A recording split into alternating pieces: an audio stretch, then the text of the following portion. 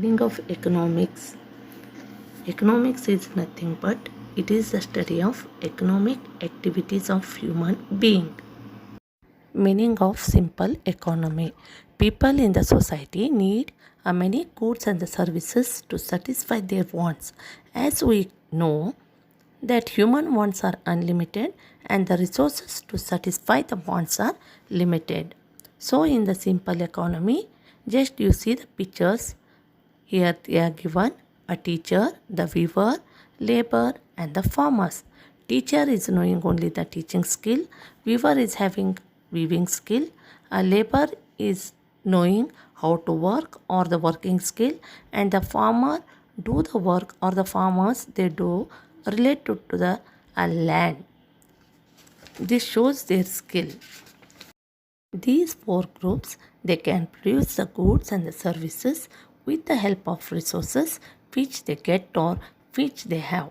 But for to satisfy their wants, they keep some goods with them and some they will sell and buy the goods to satisfy their needs or wants. Farmer will sell his part of the production to buy the clothing from the weaver, or the weaver sell his part of the production to other to get the goods. So the allocation of scarce resources among the alternative users to satisfy the human wants.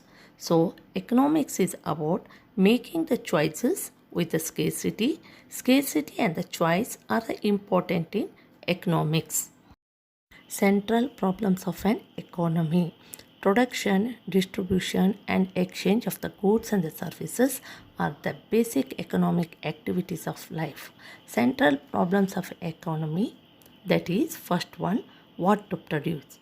Every economy has limited resources, so cannot produce all the goods. So problem arises what to produce, whether to produce more of food or clothing, whether to produce agricultural goods or the industrial goods, or whether to have the more consumption goods or the investment goods. So all these problems arise and the production of goods depends upon the economic system of the economy. How to produce? How are these goods produced? Labor intensive technique. Labor intensive technique means more labors are used in production than capital. Capital intensive technique. More capital is used in production than labors. A society has to choose the right technique of the production between these two techniques depending on the resources and the requirements. Third one, for whom to produce. Economy is to decide for whom the goods shall be produced. This problem refers to selection of category of people who will ultimately consume the goods. Whether to produce more goods for the poor and less for rich, who will get more, who will get less. Thus the economy faces these problems to produce the goods and services. Difference between centrally planned economy and market economy. Centrally planned economy, an economy in which production are owned, controlled and operated by the government. All the means of production are owned by the government. Example, Nandini milk. Government takes the decision regarding the consumption, production and investment. Second one, all the decisions aim to maximize the social welfare and equal the distribution of the goods and the services.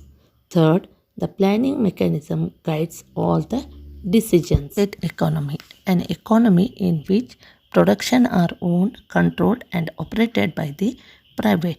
All the means of production are owned by the private. That is example, Zio, a private ownership, or they are free to take the decision regarding the production, consumption and distribution. Their main aim is to a profit, non-interference of the government. Price mechanism guides all the decisions according to the demand and supply. Difference between the positive economics and normative economics. First one, positive economics. Positive economics, study of what was and what is under the given set of circumstances. First one, it studies the facts of life. Second, it deals with the things as they are. Third, it deals with what are the economic problems and how are they actually solved. Fourth one, positive economics remains strictly neutral with respect to ultimate ends. Now coming to the normative economics. Normative economics study of the rightness and wrongness of the things. It also tells how the things ought to be. First one, normative economics describes what should be done and what should not be done. Second one, what is good, what is bad for the human beings. Third one, it cannot be verified with the actual data. Fourth one, it is based upon the individual opinion and therefore it is suggestive in nature. Difference between the microeconomics and macroeconomics. Microeconomics. Micro means small. It is derived from the Greek word micros, that is MIKROS. Microeconomics studies a behavior of individual agents such as particular price, particular demand, supply, individual savings. In simple words, we can say that a microeconomic studies a single unit or the individual study. Example, individual producer, individual consumer, a single firm, a single industry, etc. Macroeconomics.